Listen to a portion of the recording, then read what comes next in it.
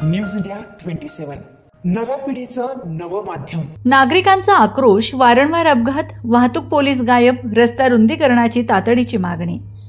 दिंडोरी रोडवरील RTO corner ते बळी मंदिर मार्ग हा अपघातांचा काळा ठिपका ठरत असून नागरिकांनी महापालिका आयुक्तांकडे रस्ता रुंदीकरण व दुरुस्तीची तातडीची मागणी केली आहे।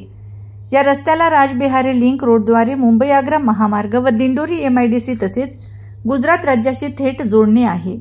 त्यामुळे अवजड वाहतूक मोठ्या प्रमाणावर होत असते, परंतु रस्ता अरुंद, खड्ड्यांनी विद्रूप झालेला व साईड पट्ट्यांची दुरवस्था ही अपघातांची प्रमुख कारणे ठरत आहेत।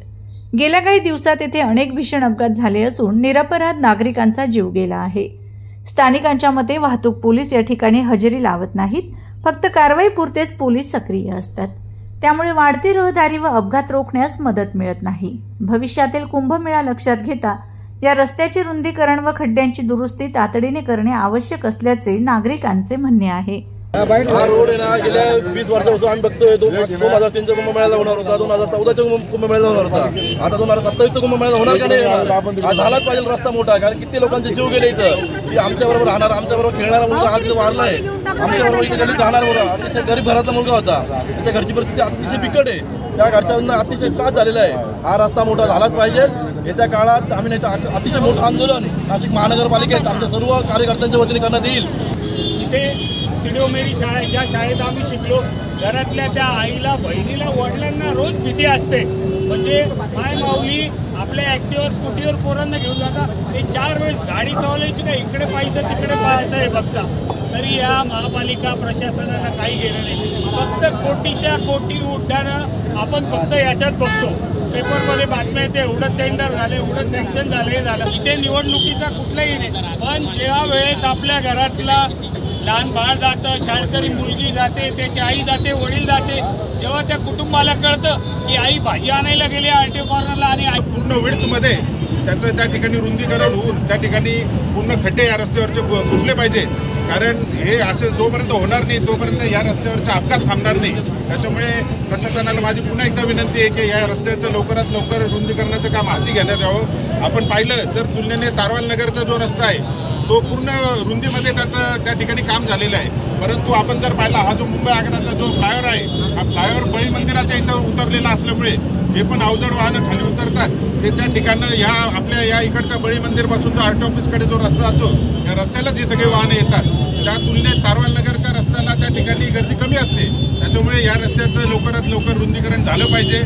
किमान हा रस्ता डांबरीकरण नाही तर मी म्हणतो हा रस्ता कायमस्वरूपी काँक्रिटीकरण झालं पाहिजे, जेणेकरून पुन्हा या रस्त्यावर खड्डे पडणार नाही, अशी मी महापालिकेला, सगळ्या प्रशासनाला आपल्या सर्वांतर्फे या ठिकाणी नगरपालिकेच्या अधिकाऱ्यांनी जर विचार केला, मागच्या 1 महिन्यामध्ये या अरुंद असलेल्या रस्त्यावरती 3 निष्पाप जीवांचा बळी गेलेला आहे। याचं मुख्य कारण हा जो मेरी राजबिहारी लिंक रोड आहे हा अरुंद आहे आणि याच्या बाजूच्या ज्या साईड पट्ट्या आहे याला पण मोठ्या प्रमाणात खड्डे पडलेले आहे। तसंच नाशिक शहरातील सर्वच रस्त्यांना खड्डे पडलेले आहे, परंतु एका तरुण मुलाचा जो हितेश प्रवीण पाटील याचा मागच्या महिन्यामध्ये या कॉर्नरला एका आयसरने उडवल्यानंतर जागेवरती त्याचा मृत्यू झालेला आहे। त्याच्या मागे खरं तर संपूर्ण कुटुंबाची जबाबदारी त्याच्यावर होती। त्यानंतर एक आयरे काका म्हणून रिक्षावाले 3च दिवसापूर्वी त्यांचा अपघात होऊन तेही जागेवर मरण पावलेले आणि आमची एक सोनवणे ताई आहे, तिला पिकअपनी पाठीमागून ठोकल्यानंतर ती जागेवरती गतप्राण झालेली। आता आमचा एवढंच विचार नाही का महापालिका प्रशासनाला एवढं विचारणं आहे का असे किती बळी घेतल्यानंतर तुम्ही या रस्त्याचं रुंदीकरण करणार आहात? बाजूचा जो तारवाला नगरचा रस्ता आहे ऑलरेडी मोठा आहे, परंतु मोठ्या प्रमाणात खड्डे तेथे आहे। असं असतानाही तो रस्ता पुन्हा नव्याने धरलेला आहे, परंतु हा इतका अरुंद रस्ता कायद्याच्या कचाट्यात सापडलेला आहे। इथून तुम्ही पुढे बघितलं तर हा रस्ता डबल झालेला आहे आणि पुढे मानेनगरच्या तिथे बघितलं तर डबल आहे, परंतु हा जो मधला स्पेस आहे अनेक वेळा विचारणा केल्यानंतर असं सांगितलं जातं का जलसंपदा विभागाची ह्या 2 बिल्डिंगा जागेवर आहे, त्या बिल्डिंगा पडल्यानंतरच हा रस्ता मोठा करण्यात येईल, तोपर्यंत आम्ही रस्ता मोठा करू शकत नाही।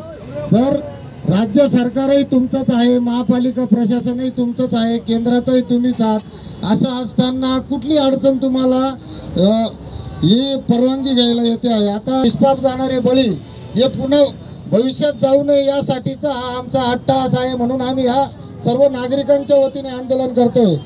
या आंदोलनाप्रसंगी विवेक नागरे, सुनील निरगुडे, प्रसाद साणप, लखन राख, विशाल कदम, सागर लामखडे, राहुल साणप, प्रवीण जाधव, अमित घोगे, अंकित शिंदे, देवराज पाटील, अल्केश वाघ, रवी गायकवाड, मिहिर देशपांडे व जीत रुडानी उपस्थित होते।